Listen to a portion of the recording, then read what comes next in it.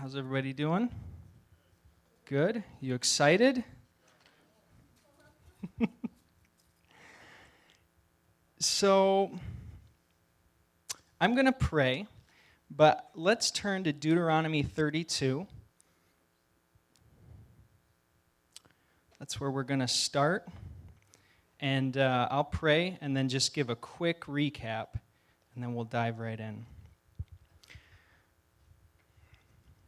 Father, I just ask right now for a spirit of wisdom and revelation. Father, I ask that you would give clarity to my mind and heart, that you would give clarity to all of us, Father, that we would hear your voice as your sheep, and a stranger's voice we would not follow, God, that we would know the truth, and that truth would not only set us free, but also set us up to be sons that carry the cup of redemption, reconciling nations back to God.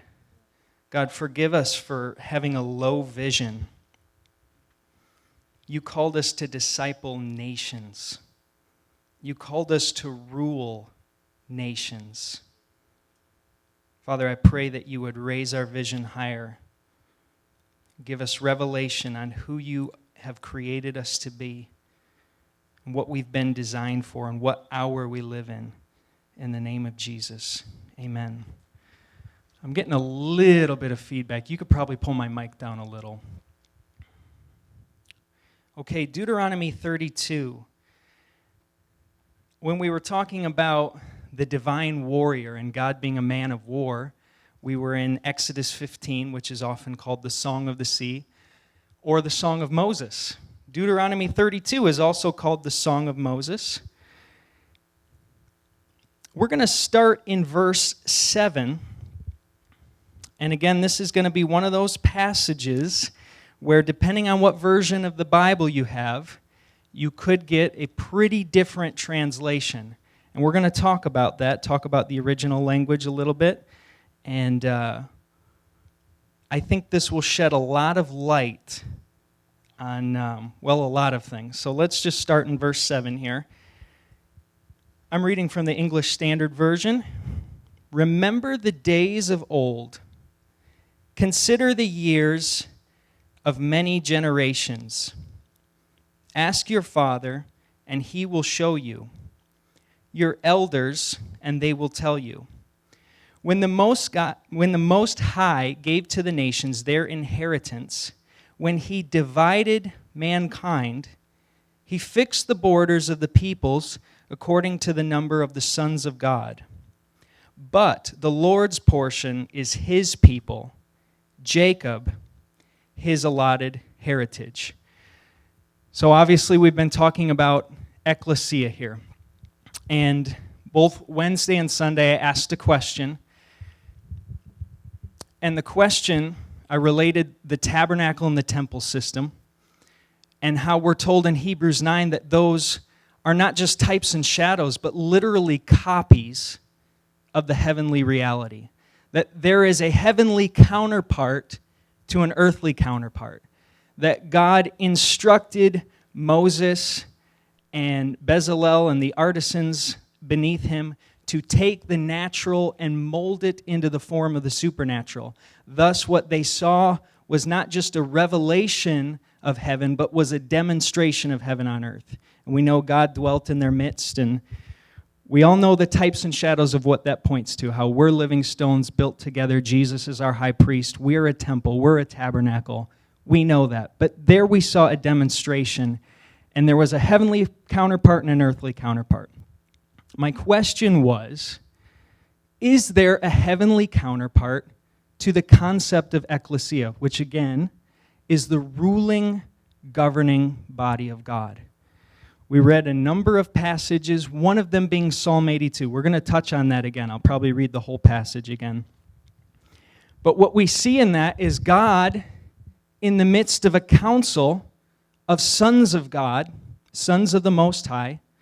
And we talked about sons of God, how that theme runs through the whole Old Testament. And if you read scriptures like Job 38, Job 1, Job 2, even Genesis 6, we didn't really talk about that. That's a very controversial passage when the sons of God entered into the daughters of men, those passages are all talking about angelic heavenly beings. Now, I know that raises a lot of questions, especially with the Genesis 6.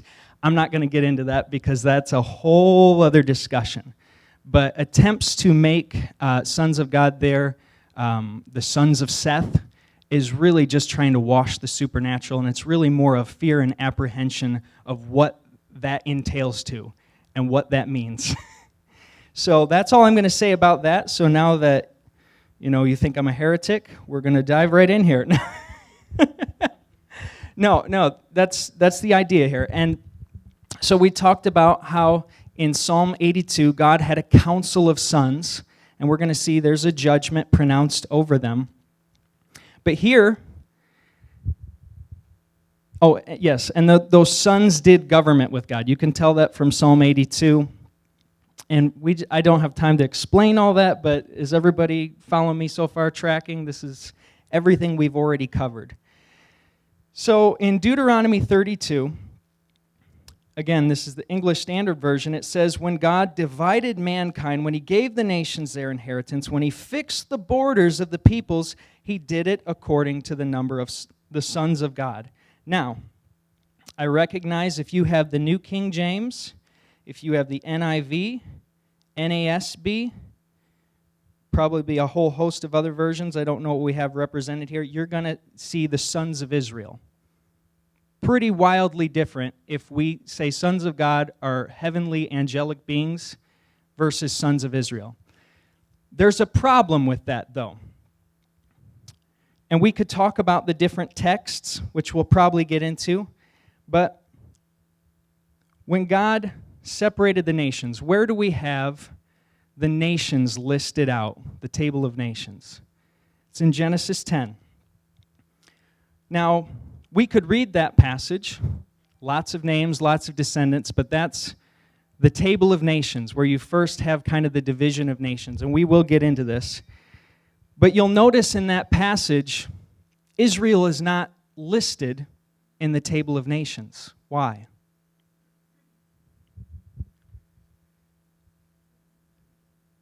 It's because they did not exist yet. Israel was not a nation yet. So, just on the superficial reading here, it's a bit nonsensical to say that when God divided up the nations, he did it according to the number of the sons of a nation that didn't exist yet. Now, you could say, oh, well, God in his... Well, tell me, where does it say that Israel had 70 sons? There's only one place that may talk about it in Genesis when it talks about Jacob coming into Egypt with 70 sons, but originally he had 12.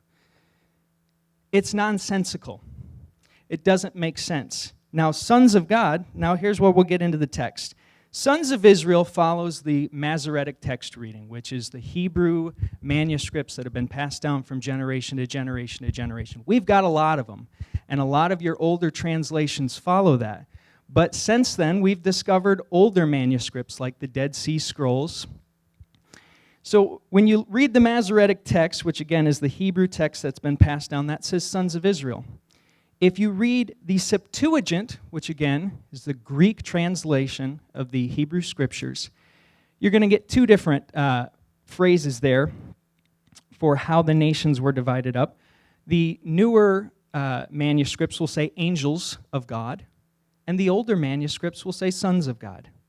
Now, since then, we've discovered the Dead Sea Scrolls, and that says sons of God as well. So the oldest manuscripts we have say sons of God. So somewhere along the line, it got changed. And there could be a whole host of reasons for that. I don't really want to go into that. But what I want to point out is it makes a lot more sense here with sons of God. Yes? When it says sons of God there? In the Dead Sea Scrolls, that would probably be Beni El or Beni Elohim, either one. Yeah, I mean, El is really a shortened of Elohim. So, is everybody tracking with that so far? So the oldest manuscripts say that the nations are divided according to the sons of God, which again, all throughout the Old Testament in context, refer to heavenly angelic beings. I am in verse 8.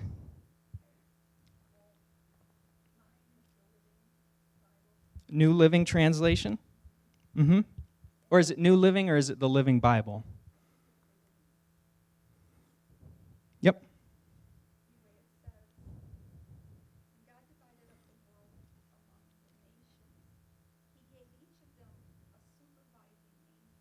Mm-hmm. That's the concept being conveyed. Because Israel was his inheritance. Exactly. And we're going to talk about this. So you just pulled something out here. I meant to read some of these. New Living Translation, which is a little different than the Living Bible here, says, when the Most High assigned lands to the nations, when he divided up the human race, he established the boundaries of the peoples according to the number in his heavenly court. ESV says sons of God. I just read that.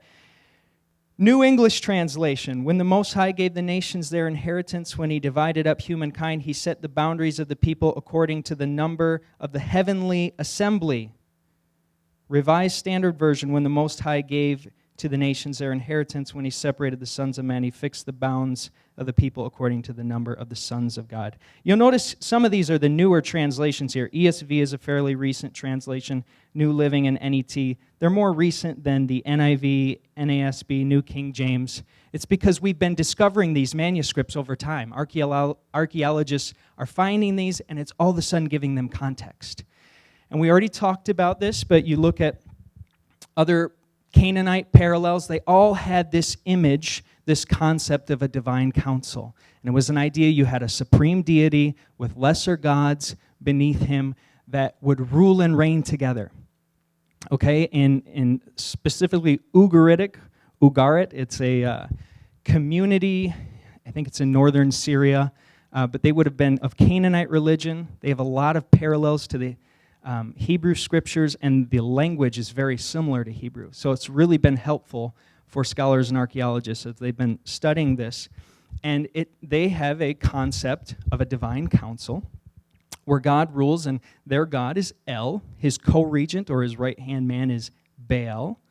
And then he has 70 sons. It says El fathered 70 sons. They ruled on a mountain, Mount Sepanu, which is very close to Zaphon or Zaphon. You see that in the Hebrew scriptures. God doesn't shy away from this language when he describes how he rules and reigns, because he comes in as a corrective. Just like they believed Baal was the cloud rider, God says, no, Yahweh is the cloud rider. And he says that he has a right-hand man. We know that's Yeshua, and they're one and the same. But El had 70 sons. Isn't that interesting? How many nations do we have in the table of nations? If you count them up, there's 70. Even, and I may be getting a little bit ahead of myself here, but if you read the book of Jasher, which is it's a extra biblical book, I guess you could say, but it's good for history and it provides context. It talks about 70 angels, and I'm going to read that again here, or I'll read that coming up here. But let's go to Genesis chapter 9, and I just want to give us the context here. I'm going to read this passage in Deuteronomy one more time, just so you get a framework, because this, I believe, will help us understand the whole history and the story of what God's trying to convey here, and we'll carry that on into the New Testament. But I'm going to read it one more time. Deuteronomy 32, verses 8 and 9. When the Most High gave to the nations their inheritance, when he divided mankind, he fixed the borders of the people according to the number of the sons of God. Angels, angelic beings, heavenly beings, 70 nations. Again, in Canaanite religion, there was 70 sons of El, and Jasher talks about 70 angels. Again, I don't get my theology primarily from those texts, but they help provide context. But the Lord's portion is his people, Jacob, his allotted heritage or inheritance. So what's happening here? When God assigns the nations, when he sets up their boundaries, he says he does it according to the number of these angelic beings, but he's reserved Israel for himself. Now, when did God divide the nations? Was there an event we can look at where that happened? Babel, right. So Genesis 9, God gives a command to Noah and his descendants. In verse 1, God blessed Noah and his sons, which could also be going even beyond that into his descendants, and said to them, "Be fruitful and multiply and fill the earth." And then he repeats that in verse 7. Remember we talked about when God says something twice? He means it. Verse 7, "And you be fruitful and multiply, increase greatly on the earth, and multiply in it." Okay, let's go over to Genesis 10 now. And I'm going to go right to the end of the chapter. You have the list there of all the descendants of Shem, Ham, and Japheth, and you count it up, it's 70. In verse 31, it says, "These are the sons of Shem by their clans, their languages, their lands, and their nations. These are the clans of the sons of Noah according to their genealogies in their nations. And from these the nations spread abroad on the earth after the flood." That's Genesis 10, 31 and 32. So pointing out there in Genesis 10, it says that they spread out according to their clans, their languages, their lands, and their nations. We're going to find out in Genesis 11, this hasn't happened yet, because it says all the earth was one language. So what happens in Genesis 10, it's a pattern you can see often in narratives, especially in the Hebrew scriptures, is God gives kind of the overview, and then he goes into detail. We see that in Genesis 1. In the beginning, God created the heavens and the earth. Well, then he goes and describes how that happens. Okay? So that's what happens in Genesis 10. We say, okay, these are all the nations, and they were divided up according to their languages. And then we find out in Genesis 11, now the whole earth had one language and the same words. So the nations have not been divided yet. So let's just pick up right there in Genesis 11. The whole earth had one language and the same words. And as the people migrated from the east, they found a plain in the land of Shinar and settled there. They said to one another, "Come, let us make bricks and burn them thoroughly." And they had brick for stone and bitumen for mortar. Then they said, "Come, let us build ourselves a city and a tower with its top in the heavens. Let us make a name for ourselves, lest we be dispersed over the face of the whole earth." So what did God say in Genesis 9? Be fruitful, multiply, fill the earth. That implies go out, like get away from each other. I want you to fill the whole earth. Because the order is, even though there's been a fall and there's been a rebellion, my plan is still to give man dominion over the whole earth. And I'm working to restore that. And man here rebels, and they say, no, let's stay here, let's build a city, and let's make a name for ourselves. This is a rebellion against God here. And notice it says, a tower with its top in the heavens. Scholars have recognized here, and they believe they found the Tower of Babel. It's a ziggurat, which is basically the concept of they would build a sacred mountain. Now, where do you think they get that idea from? God, who dwells on a mountain. Even Eden, we'll find out in Ezekiel 28, is described as the mountain of God. And many, again, Mesopotamian religions had a view of a deity or deities dwelling high on a mountain because they're high and lofty and they're far off. And God uses that same language to describe himself. He comes down on Sinai. He talks about Mount Zion. He compares Mount Hermon and Mount Zion, saying Mount Hermon is even jealous of Mount Zion. Mount Hermon is where Baal is thought to have ruled from. So there's comparisons and contrasts made. God dwells in a mountain. Also the concept of God living in a garden, because they were places of beauty, places of seclusion. They were well-watered places. These are all concepts you'll find all throughout different religions and scriptures, because they had this vision, because it's that memory that gets passed down from the beginning. Just like you have all these cultures that have a flood narrative. The memory has been passed down, but down the line, as Satan distorts and skews, he doesn't know how to do anything but copy and then twist it enough to deceive people. It gets perverted down the line. So God's always coming in with these correctives, saying, I know this is what you believe, and there's a nugget of truth to that, but let me come and correct you. So the idea of a ziggurat is that it was a sacred mountain, and at the top there would be a temple, and the top in the heavens, they're trying to connect with the gods and create some type of a portal. In fact, Babel in Babylonian means gate of God. That's what they were trying to do. In fact, some believe that they were trying to recapture Eden that was lost. That idea of when man and God dwelled together and worked in counselship together. Man ruling and reigning with God. But they were trying to attain that apart from God and apart from His plan. So there was a rebellion that was happening there. And again, the language there with its top in the heavens, it's not that they thought they were going to build a tower that was somehow going to get them into heaven. I mean, that's just utter ridiculousness. It's that idea of a temple, a gate of God with its top in the heavens, so we can, again, establish that garden, that mountain. So the Lord says in verse 5, the Lord came down to see the city and the tower which the children of man had built. And the Lord said, Behold, they are one people, and they have one language.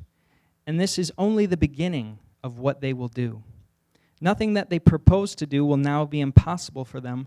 And listen to the language here. Come, let us go down, and there confuse their language, so that they may not understand one another's speech. So the Lord dispersed them from there over the face of all the earth, and they left off building the city. Therefore it was called Babel, because the Lord confused the language of all the earth. And from there the Lord dispersed them over the face of all the earth. So the word Babel, again I said in Babylonian, it means gate of God, but in Hebrew, it sounds like a word that means confusion. So it's a word play. It says, okay, you're going to rebel against me. You're going to rebel against my decree to multiply and fill the earth. You're going to try to establish some kind of Eden by your own doing and try and establish some type of sacred mountain to where you can connect with the gods or other heavenly beings, whatever they were trying to do exactly there.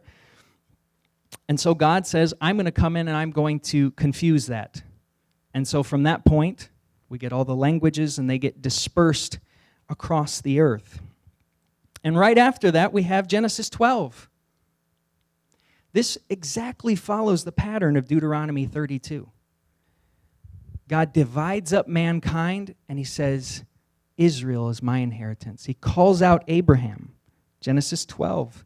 The Lord said to Abraham, verse 1, Go from your country and your kindred and your father's house to the land that I will show you. And I will make you a great nation, and I will bless you. And I will make your name great, so that you will be a blessing.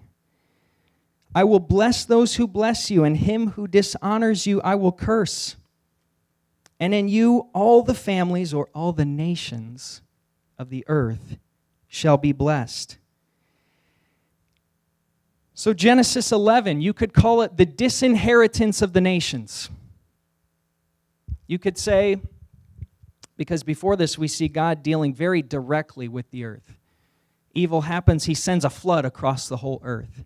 Now here man rebels again, and God essentially says, fine, you don't want to follow my order, you don't want me to be your God, you want to try and worship other gods that are lesser than me, these beings that I've created, I'm going to disinherit you, and you can serve these other gods. He ordered the nations according to the number of the sons of God. And again, we talked about 70 nations. Ugaritic mythology says El fathered 70 sons. If you read in the book of Jasher, I mentioned this, but I'm just going to read it. This is Jasher 9, verse 31. By the way, Jasher is referenced in both Joshua 10 and 2 Samuel 1. I'm not here to argue for its canonicity, but the Jews of Jesus' day were very familiar with this and with Enoch. They read it, they quoted it, so maybe we might want to be familiar with it, because at the very least, it would help us get in their heads and understand what they're talking about sometimes. Yes? Well, yeah. Exactly. Just like we read the latest book written by somebody who's got an interpretation on Scripture, we say, wow, there's a lot of revelation in here. So if anything, this provides good context for us and to help us get in the head of a Jewish believer or, a Jewish person at that time. So here's Jasher 9, verse 31. It says, "And they built the tower in the city," talking about Babel, "and they did this thing daily until many days and years were elapsed. And God said to the 70 angels who stood foremost before him, to those who were near to him, saying, 'Come, let us descend and confuse their tongues.'" Now, when we see "come, let us," like "come, let us make man in our image," again, we've often ascribed the Trinity to that. But when you get a vision for God with a council of sons of God that he created, and then he wants to create man with that same capacity for rulership, for being in council together with God, it just brings it to a different level there of maybe understanding. Of course I believe in the Trinity, but maybe we've looked for it in places where it may or may not be. Maybe it's both and. But this is the way they interpreted it in Jasher.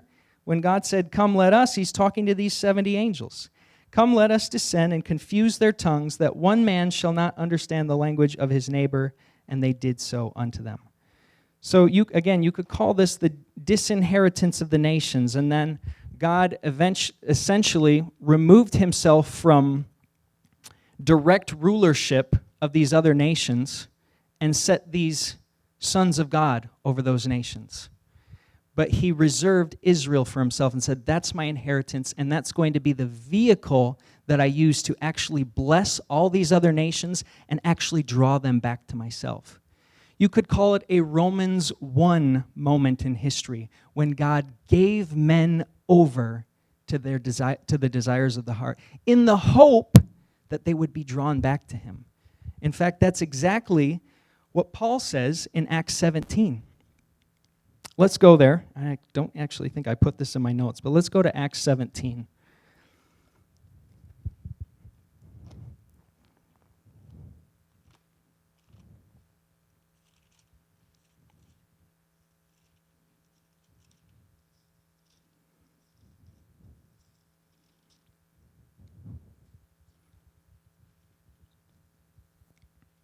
We're going to start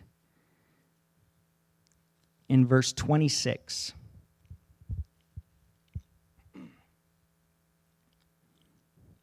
Acts 17:26. "From one man he made every nation of men, that they should inhabit the whole earth. And he determined the time set for them and the exact places where they should live. God did this so that men would seek him and perhaps reach out for him and find him, though he is not far from each one of us. For in him we live and move and have our being, as some of your own poets have said, we are his offspring. Therefore, since we are God's offspring, we should not think that the divine being is like gold or silver or stone, an image made by man's design and skill. In the past, God overlooked such ignorance, but now he commands all people everywhere to repent. For he has set a day when he will judge the world with justice by the man he has appointed. He has given proof of this to all men by raising him from the dead.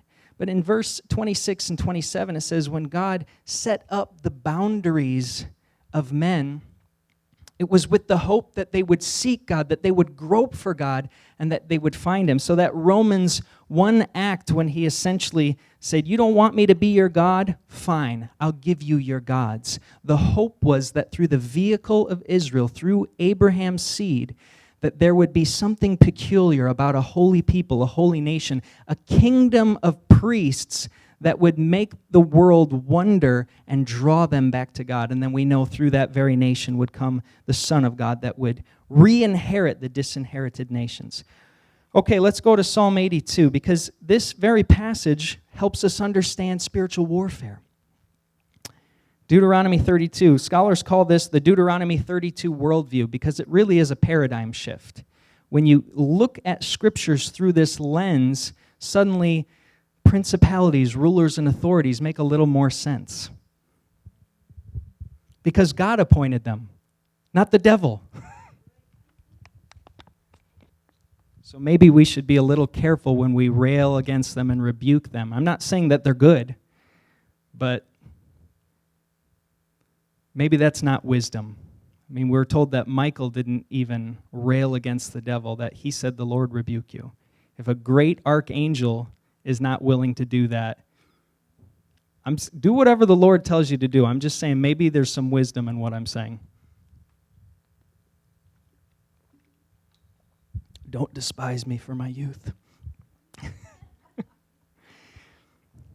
Psalm 82.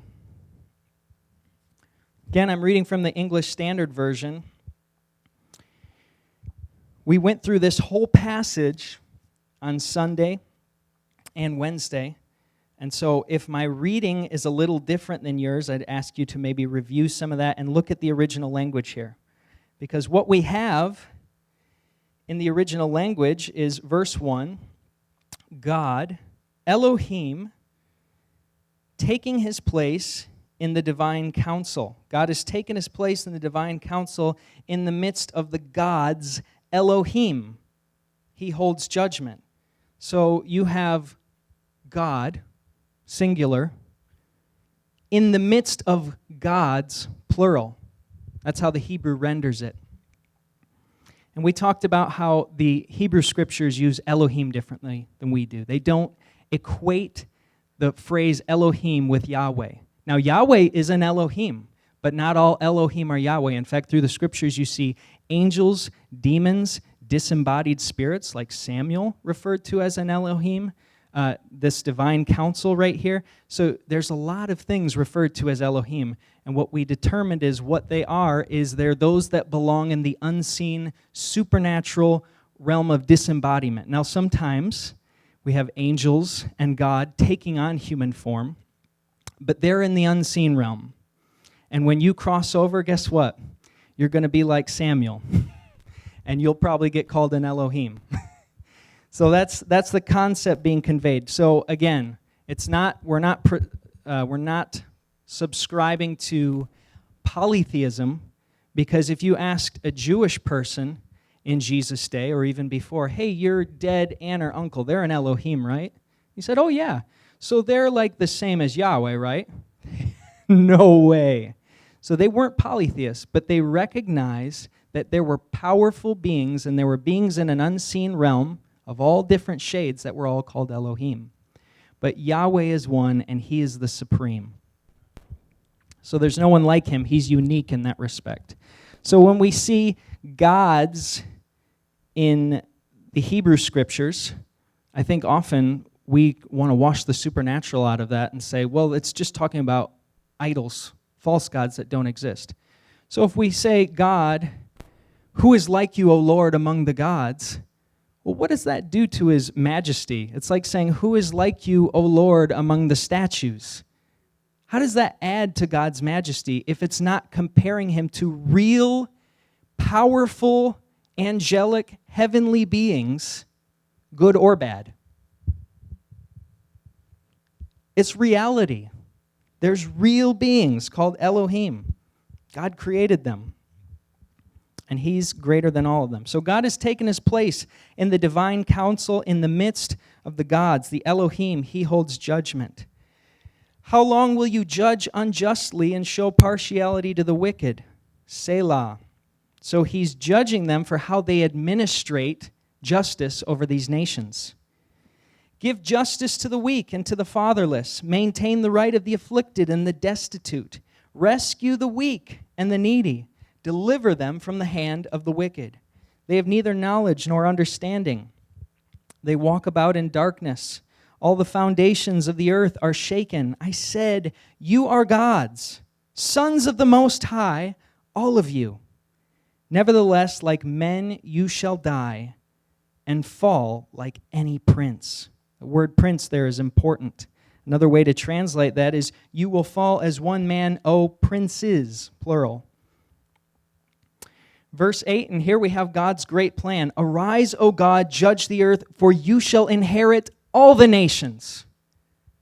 So Genesis 11, God disinherited the nations and basically said, here's your gods. Now it's not clear to me whether those gods that he assigned to them were already wicked and rebelled, or if the power of ruling a nation just got to their head and they became wicked and rebelled. I don't know. Maybe one of you can figure that out. But here we have God railing in judgment against these that he's assigned over the nations, his 70.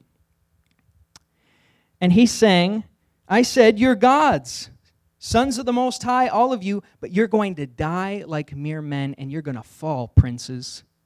It's where we get principality from. Daniel chapter 10, the prince of Persia, the prince of Greece, Michael, your prince, obviously one that has not rebelled, he guards over Yahweh's inheritance, Israel. So we have these princes, and God's saying, you are going to lose your authority, and you're even going to lose your immortality. I'm going to judge you, and you're going to die. You're going to be sentenced to hell or the abyss. Basically, they're going to die. Jesus quotes this passage in John 10. And there are scholars that try and say that, again, there are scholars that believe that sons of God is only talking about mere humans, possibly Jewish rulers. And when Jesus quoted this, it's in the context of the Pharisees, Sadducees, scribes, whoever's in view here. They're saying, hey, are you the Messiah?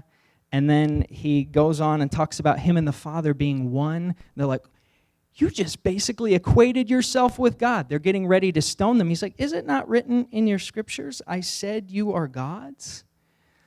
And so if you go with the human interpretation there, he's like saying, look, fellas, I'm just saying I'm the Son of God, or I'm God like you guys are gods, But look at their response. It isn't like, oh, okay. No, then they want to seize him and kill him. What is he saying? He's saying, yeah, isn't it written in your scriptures, there's these Elohim, these sons of God? Yeah, I'm one of those guys. And if you read the context, then he says, oh, and the Father's in me and I'm in him. I'm the top of the chain there. I am God. That's why they want to kill him. Because he claims just that. And then when they take him in the Garden of Gethsemane and they're railing accusations, that's exactly what they say he did. They say it. He said he's the Son of God. If he had said something different here, could they have come with that accusation? So God has a plan to re-inherit the nations and take away power and authority from these princes, these sons of God that rebelled. Now let's carry this over into the New Testament. Ephesians 6, verse 12. I'll let you get there.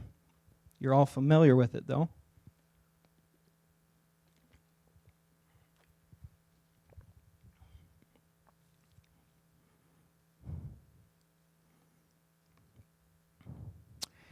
Ephesians 6:12, for we do not wrestle against flesh and blood, but against rulers, authorities, cosmic powers over this present darkness, against the spiritual forces of evil in heavenly places. Now you'll find phrases like this all throughout the New Testament. But there's one thing these phrases and others all have in common. As they're used in the New Testament and Greek literature, they all refer to geographic rulership.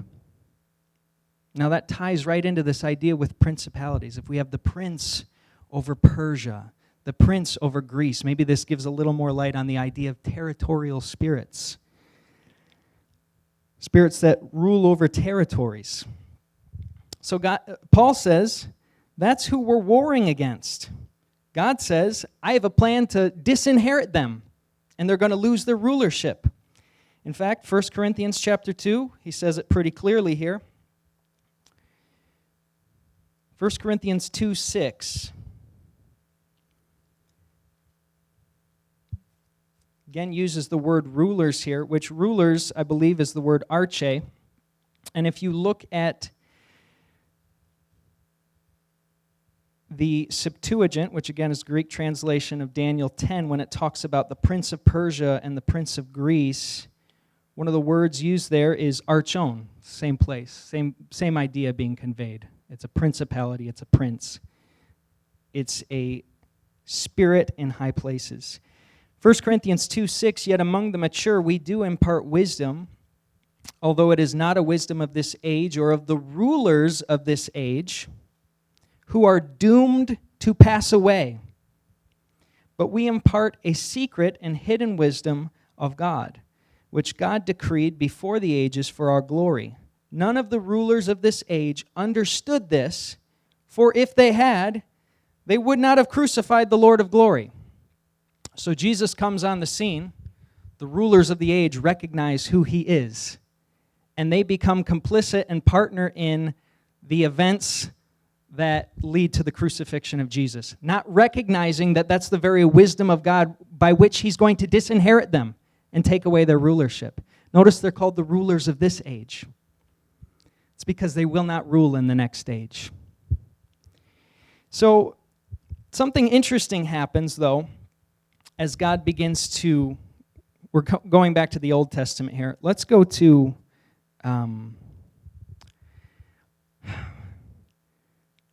Exodus 15. I just want to read this passage, and I'm not going to pretend to have all the revelation on this, but, I like numbers, and we're weird like that, so 70 sons, right? 70 angels, 70 nations.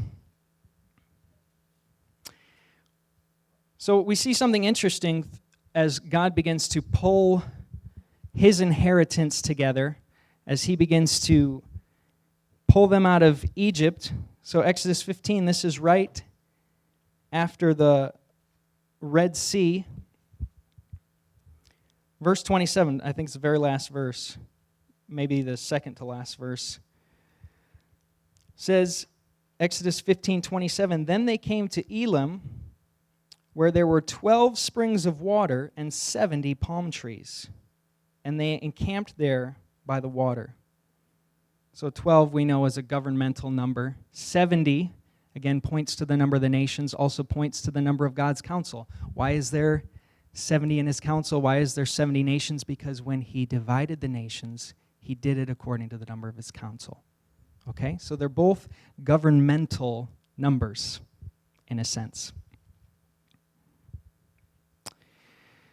So I just like that there's both of those numbers there. That's really all I have to say about that. I think it's pointing to a greater reality.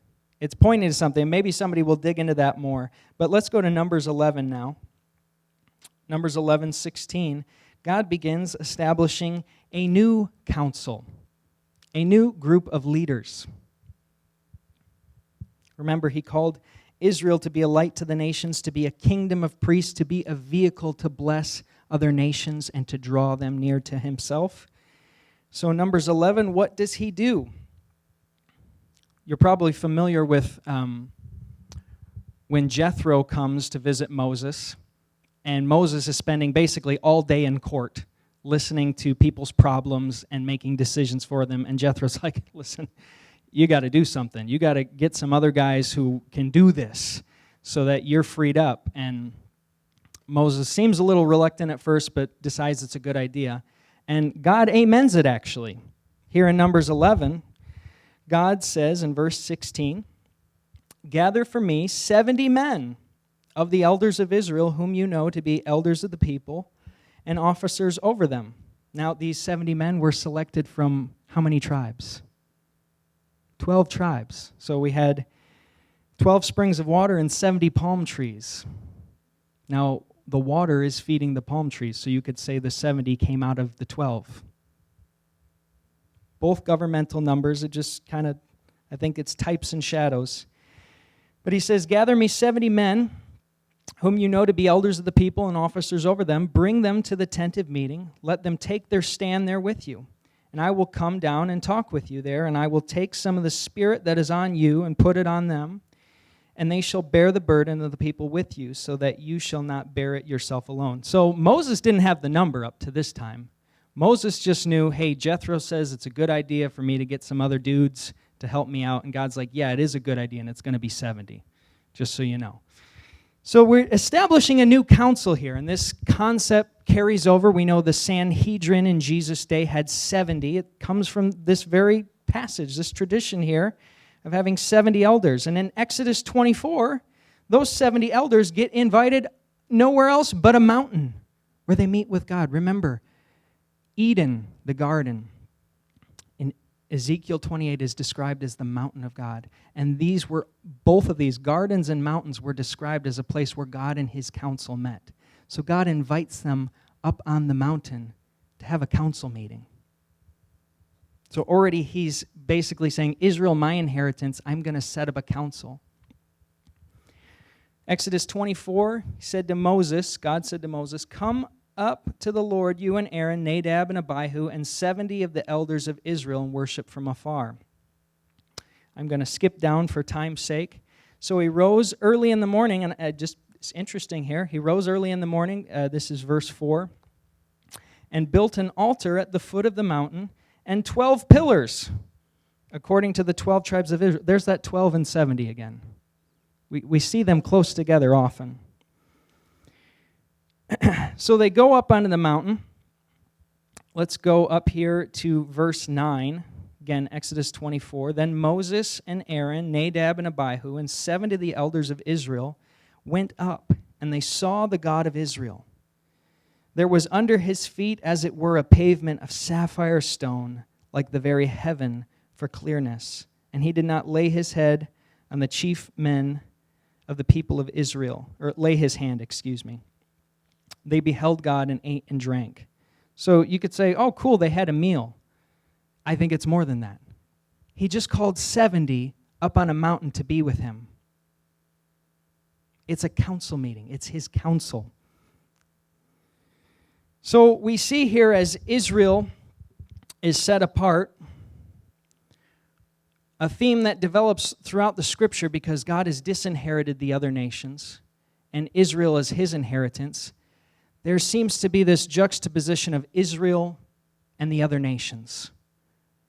And often what comes with that is not just Israel versus the other nations, but it's God, Yahweh, versus all these other gods. It's because these gods that he set up, again, became wicked and rebelled. And so those people that lived in other nations were under the dominion of that God. And it's just interesting. You look at, take for instance, when David is being chased by Saul, and at one point he actually has to leave Israel proper. And one of his complaints is, this is when he actually is talking to Saul, when he had a chance to kill him and he didn't. He said, I've been driven away from the Lord's inheritance. Basically, I can't worship the Lord. You can read this yourself. I don't have the reference in front of me, but if you're familiar with the passage, and what is it? Isn't God everywhere? Can't you worship him anywhere?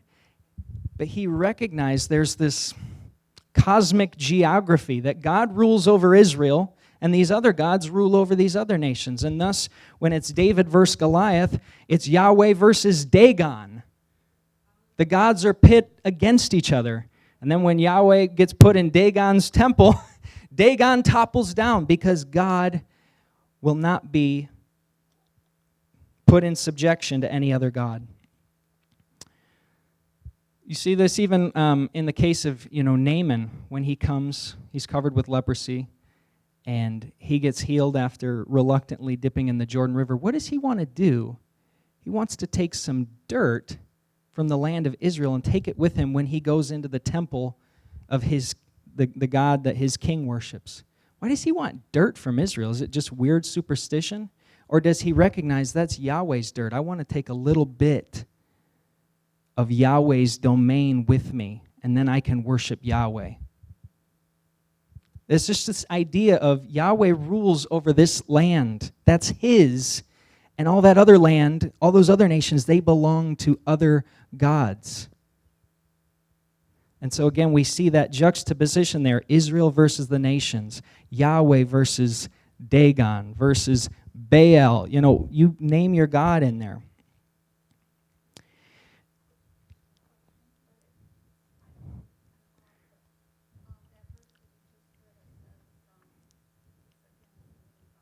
Mm-hmm.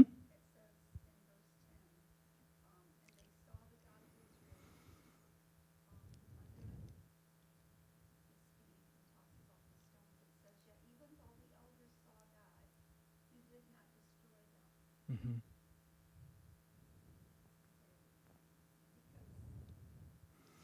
Right. Well, nobody can see God and live. Yeah.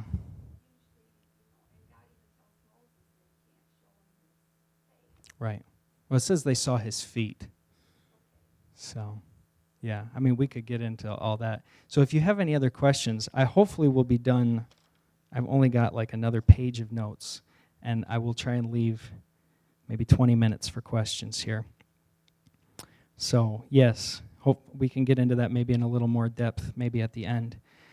So then we have Jesus. Let's carry it back into the New Testament.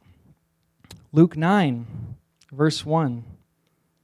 He called the 12 together and gave them power and authority over all demons and to cure diseases. And he sent them out to proclaim the kingdom of God and to heal. Now notice, though, they were only sent to cities in Israel. Jesus said himself that he was only sent to the lost sheep of Israel. Luke 10, though, look at this, right after Luke 9. So first he sends the 12 out, gives them power and authority, and he sends them out. Luke 10, very next chapter. After these things, the Lord appointed 70, and he sent them 2 by 2. Now, your version may say 72. It's a difference probably in manuscripts there. I don't have a lot to say about that. One of them might be wrong. I don't know. All right. He sent them 2 by 2 before his face into every city and place where he himself was about to go. Look at the reaction here, verse 17. So we're dropping down a little bit. The 70 returned with joy, saying, Lord, even the demons are subject to us in your name. And he said to them, I saw Satan fall like lightning from heaven. So he sends out his council, his 70, after he sends out his 12. There's that 12 and 70 again. It's governmental numbers being used here.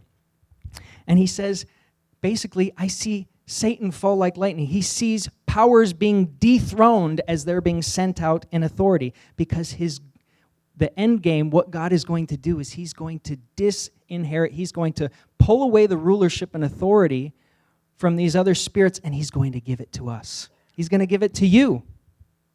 He's going to make you to rule the nations.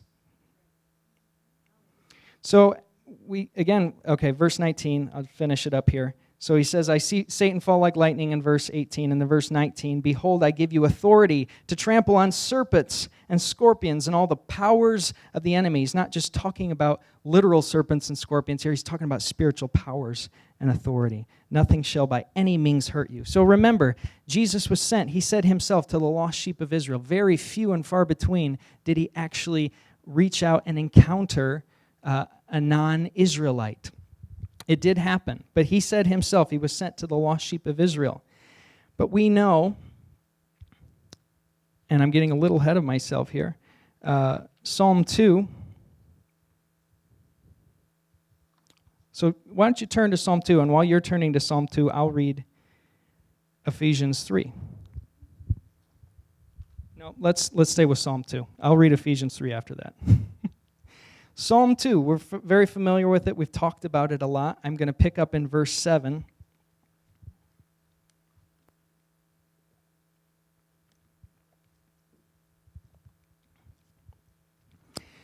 Psalm 2:7, I will tell of the decree, or I will declare the decree, as Tom has brought out. The Lord said to me, you are my son, today I have begotten you. Now, we know Jesus was born in the flesh, but he's the uncreated son. is he not? God did not create Jesus' spirit. He is God. They are one and the same. I recognize it suddenly clicked with me because Acts 13 quotes this passage, Paul quotes it, and he ties it to the resurrection, Jesus' resurrection from the dead. Now, we know God said, "You are my son," another time. When Jesus was baptized and came up from the water, he said, "This is my beloved son, in whom I'm well pleased." We know this was a common tradition in Judaism, that this was the placement of the son, the adoption ceremony, where the father placed his hand on the son and basically conferred his wealth and authority on his son. And now that son could then take place and he could do the family business. And when he spoke, it was as if he spoke for the Father. He represented the Father. We know that. But Jesus himself said, even beyond that point, "I was only sent to the lost sheep of the house of Israel." Look at this. I believe this is the adoption ceremony, a second one, so to speak. He says, "You are my son, today I've begotten you." Remember, Acts 13 ties this to the resurrection, that basically God was saying this at the resurrection. "Now that you've died and raised from the dead, now that you've come up victorious," verse 8, "ask of me, and I will make the nations your inheritance." I'm going to give you the nations now. You've been a faithful son over a little bit, over Israel, over my inheritance. Now I'm going to give you the nations as your inheritance. "And the ends of the earth your possession. You shall break them with a rod of iron and dash them in pieces like a potter's vessel." This is God's making a decree to Yeshua. He's doing another adoption ceremony, so to speak. He's declaring, you've been a faithful son. You've been faithful over a little. Now you're going to inherit nations. And I'm going to take it away from the sons of God that rebel and resist my leadership. But then Jesus tells us in Revelation 2 that we will inherit nations. Revelation 2, verse 26. "The one who conquers, who keeps my works until the end, to him I will give authority over the nations. He will rule them with a rod of iron." He's taking the very decree and promise the Father pronounced over him, and he's giving it to you. Because it was always his plan when he created man, when he said, "Let us," again, speaking to his divine counsel, "let's make man in our image. Just the way that you rule and reign with me over the cosmos, now that I'm creating the earth realm, I want them to rule and reign with me. Let's create them in our image." And then God does that. And then God in his mercy said, "Let's go down and confuse their languages."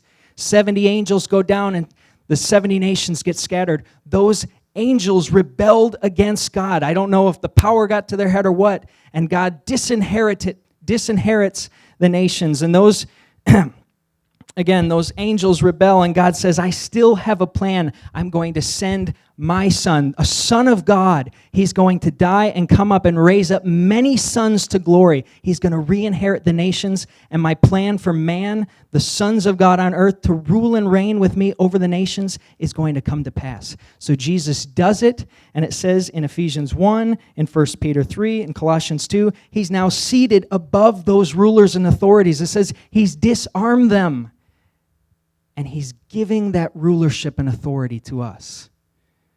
Now, it's really going to ramp up, we know, in the millennium. But even now, what did he say to Jeremiah? "I'm going to put my words in your mouth, and you're going to uproot. You're going to build up. I'm going to give you words over kings, over nations." We get to exercise that authority now. And I quoted this. This is how I started Sunday. But I want to read it one more time. We'll end with this, and then we can do some question and answer. Ephesians 3, verse 8. "To me, though I am the very least of all the saints, this grace was given to preach to the Gentiles the unsearchable riches of Christ, and to bring to light for everyone what is the plan of the mystery hidden for ages in God who created all things, So that through the church, remember that's Ekklesia, through the governing body, the ruling authority, God's very counsel on the earth, the earthly counterpart to the heavenly counterpart, through the Ekklesia, the manifold wisdom of God might be made known to the rulers, authorities in the heavenly places.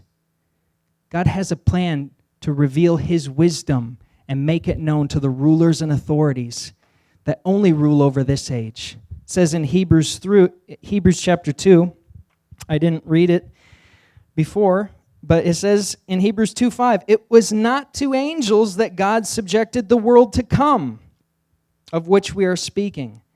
It has been testified somewhere, this is quoting Psalm 8, what is man that you are mindful of him, or the Son of Man that you care for him? You've made him a little lower than the angels. You've crowned him with glory and honor, putting everything in subjection under his feet.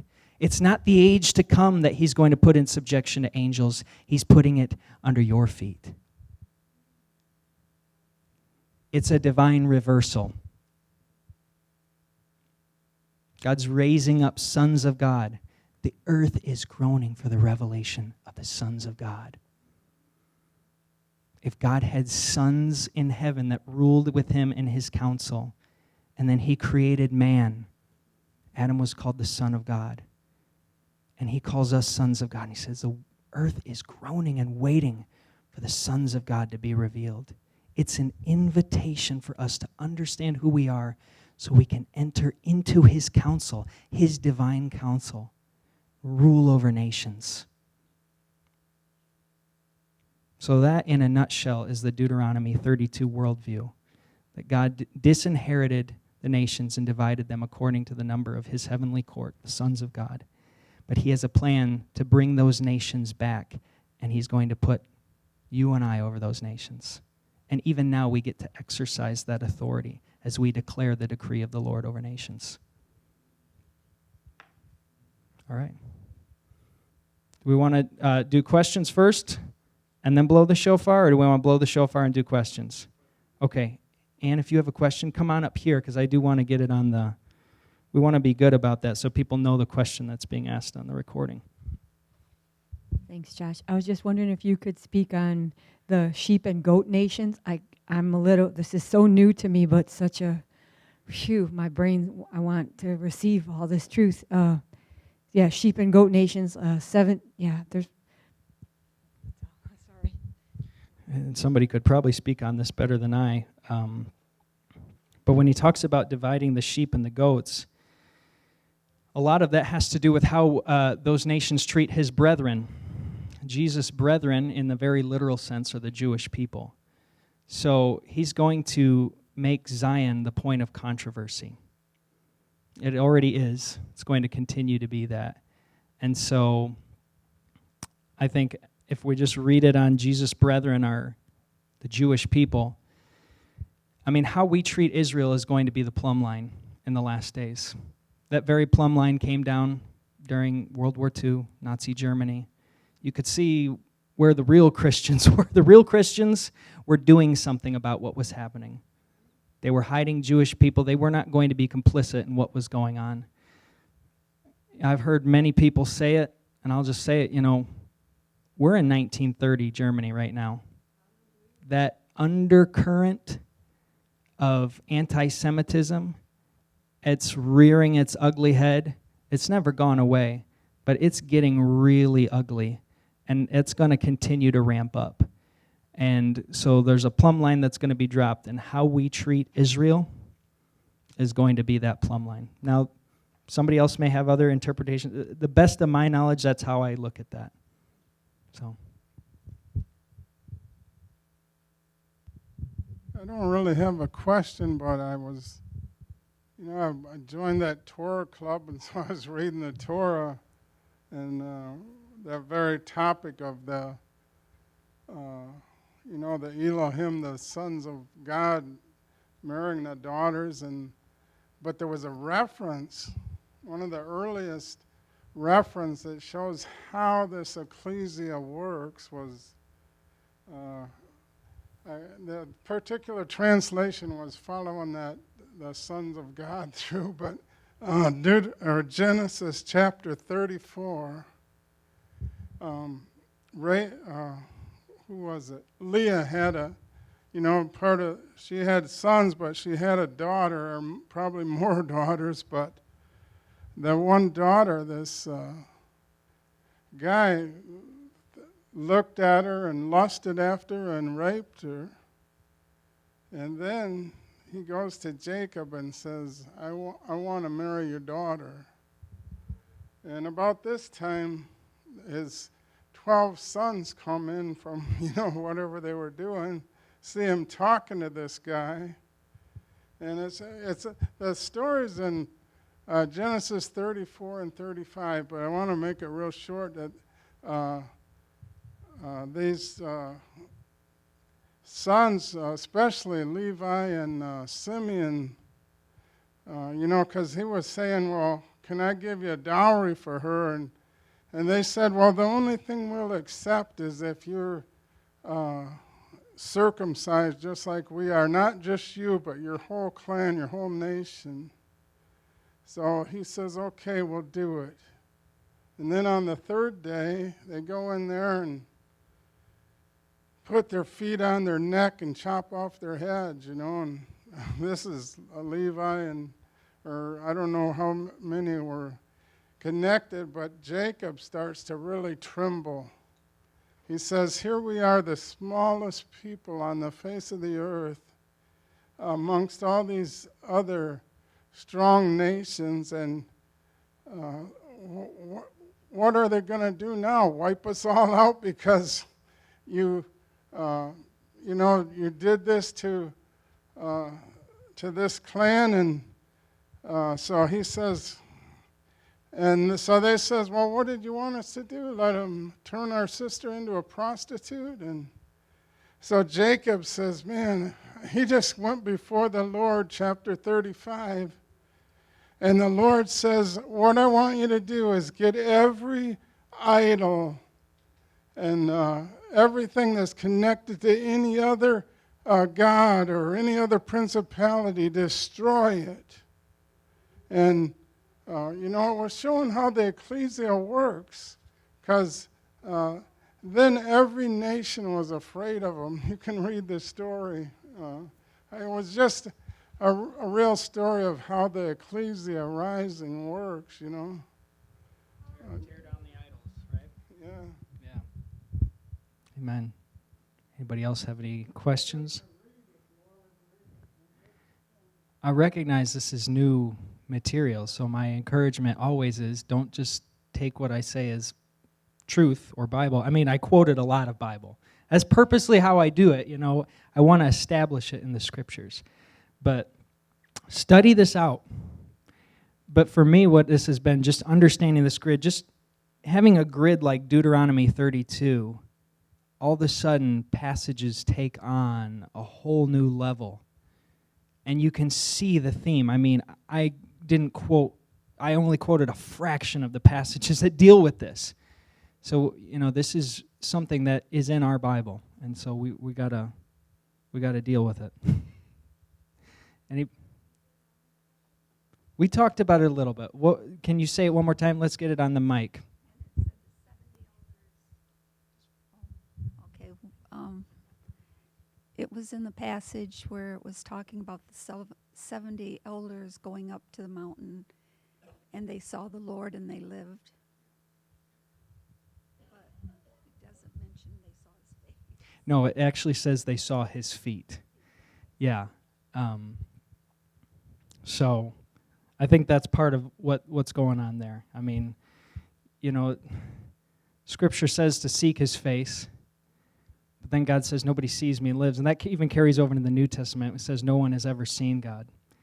So it's, what does it mean to see God? I mean, when he shows himself, he only shows enough of himself.